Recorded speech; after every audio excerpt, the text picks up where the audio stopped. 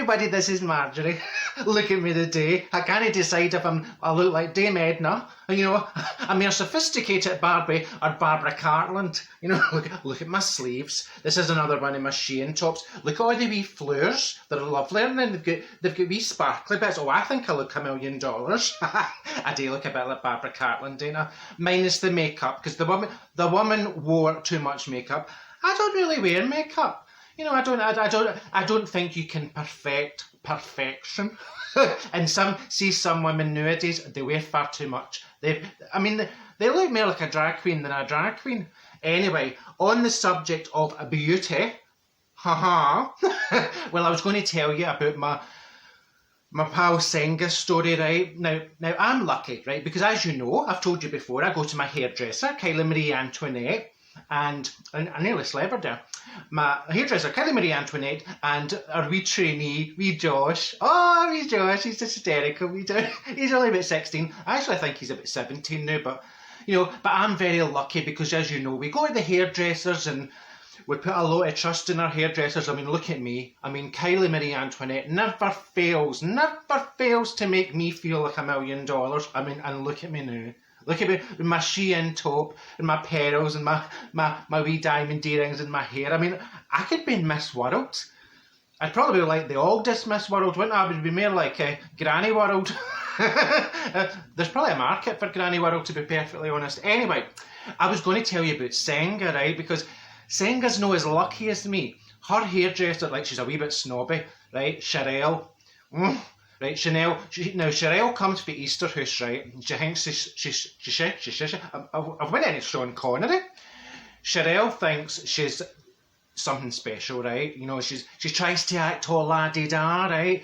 So, Senga goes in. This was years ago, right? But Senga goes in to Sherelle to get her hair done. She says, I'm in to get my holiday haircut, Sherelle, because I'm going to Rome. I'm going to Rome for a long weekend.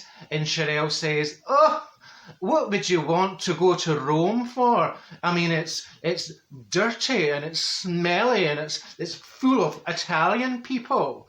And Senga says, well, I've always wanted to go to Rome and we got a smashing wee deal, so we're going to Rome for a long weekend, you know, her and her pal.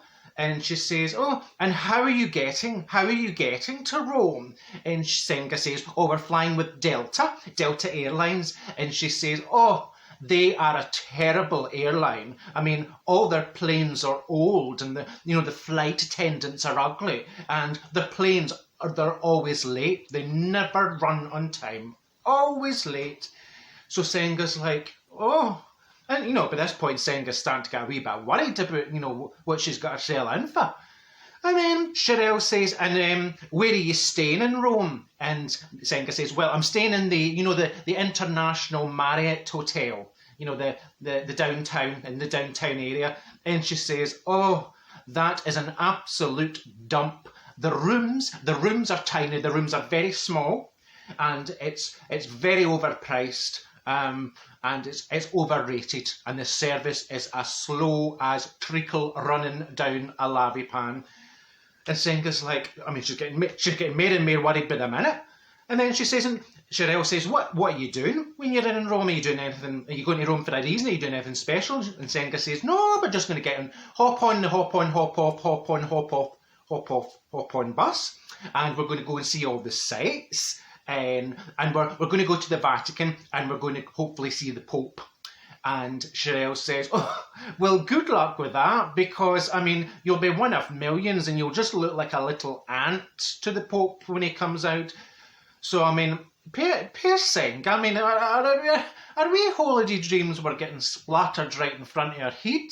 So anyway, off Senga goes our holiday, right? I mean, she really didn't want to go. And I says to her, Senga, don't let that bam pop hit you off. Get yourself on the plane. Get yourself on your dentures. Delta. Get yourself on your denture airline. That'd be good, you wouldn't it? Dentures.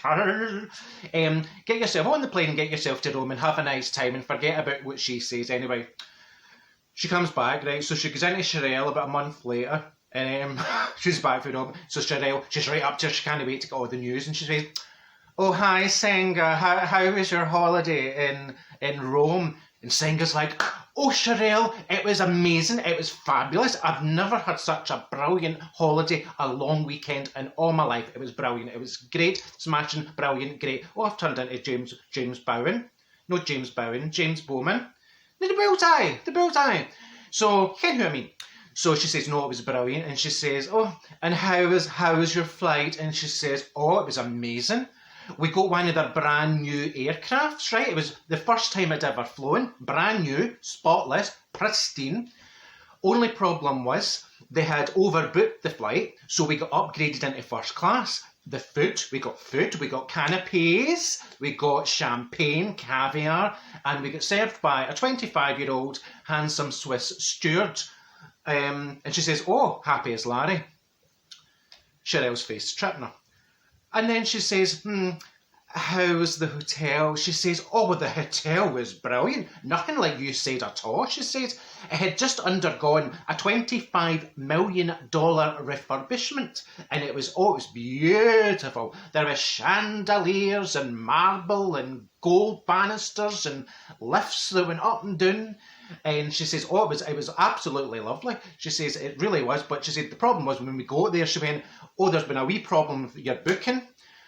And we've got no standard rooms left. We're going to have to upgrade you. We're going to have to put you into the presidential suite. So she says, oh, we're in this presidential suite in Rome, overlooking the square. You know what? What's the name of the square? The Vatican Square. She says, oh, it was beautiful. She says, oh, we're in the lap of luxury.